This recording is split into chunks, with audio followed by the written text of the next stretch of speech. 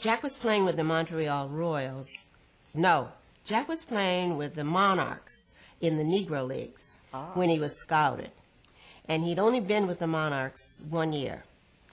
And he went to the Negro Leagues primarily because there was no place else to go. I mean, they were great players. And he learned a lot from them. And it was a good thing, I think, that he made that transition into sports, professional sports, by going to the black team first. This was after he did his stint after in the Army. After he came out of the Army. That was his first job. That was his first job, and he didn't have anything else going for him. So he went to the Monarchs. Branch Rickey then sent scouts out, and they scouted him with the Monarchs and invited him to come to New York. The ruse was that Rickey was forming a brown team or some nonsense like that. A brown team meaning black team? Black team. Oh, really? Yeah, he implied that he had the scout tell Jack that, and Jack didn't understand that because here are the whole Negro League, so why did this white man have to start another team?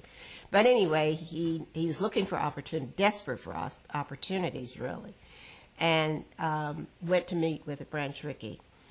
The meeting has been reported over and over in great detail, and sometimes it's, I'm not sure whether the stories are correct, but anyway, Mr. Rickey gets caricatured by the press.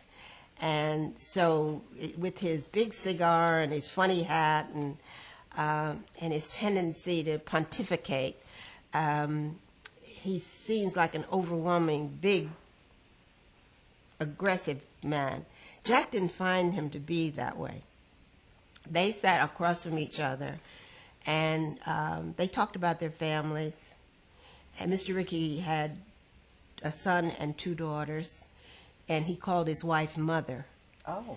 And he very devoted to his family, very devoted to his religion. He did not go to ball games on Sunday, even as owner or general manager in any role that he was in.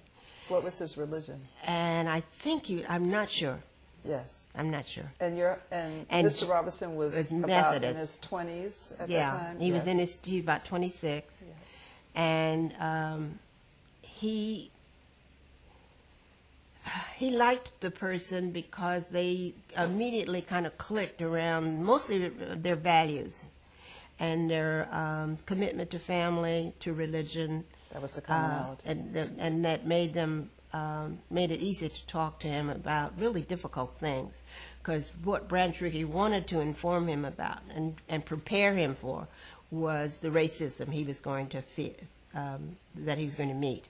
And so he threw in a kind of role-playing situation, he threw all these circumstances out. What would you do if someone threw a black cat on the field, or spat on you, or came in and spiked you, and how would you handle this, and how would you handle that? And as is well reported, Jack said, "Mr. Rickey, do you want a man who's afraid to fight back?" And he said, "No, I want a man who will not fight back and who will stand up in other ways." And they developed this pact, really, at that meeting, because Rickey was going to hire him. He knew that. That was the end result of the meeting. They managed to, they were good together. Rickey made him a deal, made him a terrible deal, but anyway, he gave him $5,000 bonus to sign. I see.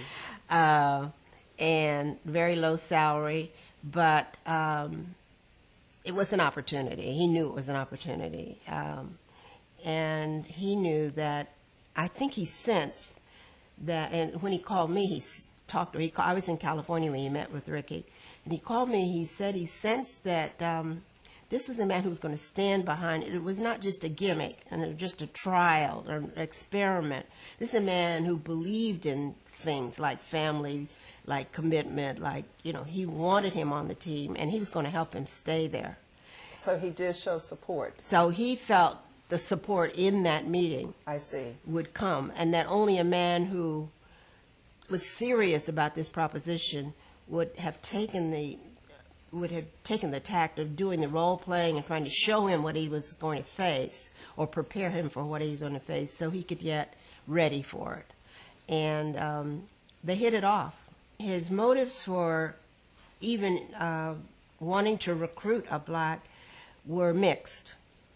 In part, even Rickey himself tried to play down the sociological aspects of this, and he said he's a very astute recruiter. He's a very astute businessman. He wanted to enrich his team with skill and competence and standards. So he was looking for a new source, and it was after World War II where a lot of the players had, not a lot, but a substantial number of players and stars had gone into the Army or into the armed services. So they needed to recruit to replace them. And so that was a part of it, the business part of it. Oh, yes. He said that he was looking for a ball player who not only was excellent in the game, but who was educated. He was definitely looking for an educated man, and who had the temperament to do what he thought was necessary to carry this out, so that he wasn't going to blow up and fall apart, any of those things. And he deliberately decided he had to get one solid fellow, and then the others would follow.